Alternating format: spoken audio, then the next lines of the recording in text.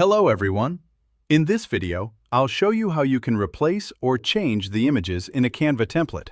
Canva is a great site for beginners, and it's very easy to use. For example, I have selected this presentation, and I'm going to replace the images in these sections with my own.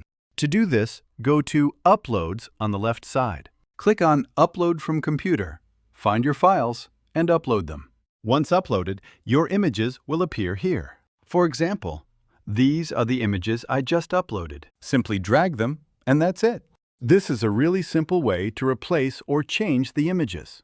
If you want to edit or change the text, just double-click on the text. You can change whatever you want. If you want to change the color of the text, go to the text and change its color.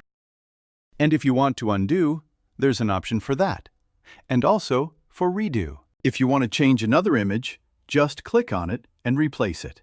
This way, you can easily replace images. And if you want to reposition them, just double-click on the image. And this is the simple way you can replace or change the images in your templates with your own. If you have any questions or confusion about this video, please comment below. I will answer all your questions.